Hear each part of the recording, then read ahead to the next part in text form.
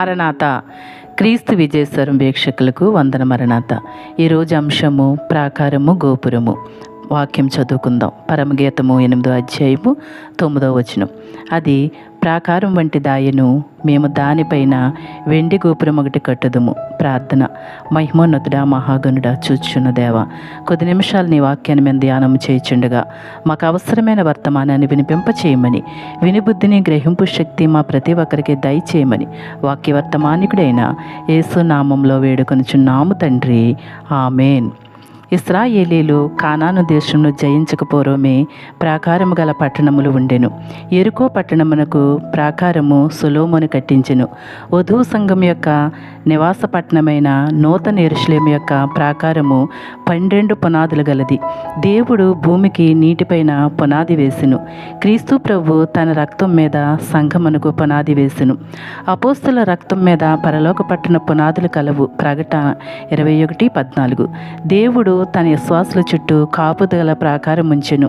దైవ గ్రంథంలోని వేల వాగ్దానములే ఒక ప్రాకారము. దేవుడు మనపై చూపించే కృప కంచెవలే ఉండును. దావీదు కట్టించిన జయగోపురము యెహోవా యుద్ధములను చేసి జయమును సంపాదించి సియోనుపురమును దాని కాపుదల కొరకై కోటను కట్టించెను. ఆ కోటపై జయమును చూపించు గోపురమును కట్టించెను. ప్రతి విశ్వాసుల వీరుల వలె ఉంటే విశ్వాస గోపురం కట్టగలము.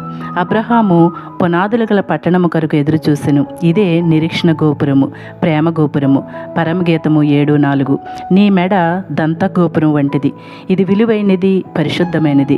శిరసైన ప్రభువును శరీరమైన సంఘమును కలుపునది ప్రేమ గోపురము, సహవాసము లేదా సన్నిధి. నేను పరిశుద్ధులై ఉన్నట్లు మీరును పరిశుద్ధులై ఉండుడి.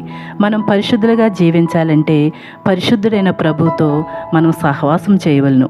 ప్రభు యొక్క దివ్య లక్షణములు, దివ్య స్వరూపము కావాలంటే ఎక్కువగా యేసయ్యతో సహవాసం చేయవలను. దేవుని సంరక్షణలో మనము ప్రాకారము వలె బాధ్యతాయుతంగా ఉంటాము.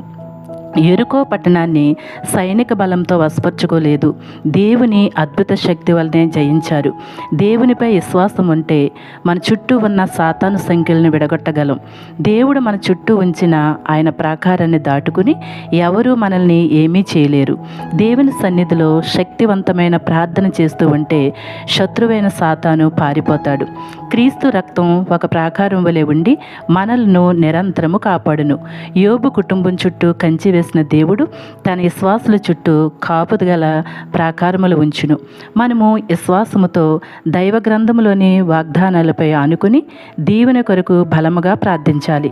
మన చుట్టూ ఆత్మస్వరూపులైన దేవదూతలు సైన్యం వలె ప్రాకారములు నిర్మించును. ఆ కాపుదలను దాటుకుని లోకం వైపు చూడకూడదు. దేవుని స్తుతుల సింహాసనము చుట్టూ మనము స్తుతించి ఆరాధించవలను. మన హృదయ సింహాసనంలో ప్రభువు కొలువై ఉంటారు. మనల్ని దేవుని ప్రేమ నుండి వేరు చేయలేరు. శక్తివంతమైన ప్రార్థనా ప్రాకారములతో ఆయన్ను ఆరాధిద్దాం. ఆయన సన్నిధిలో ఉన్నత ఆశీర్వాదములు అందుకుని ఆయన గోపురంపై నివసిద్దాం.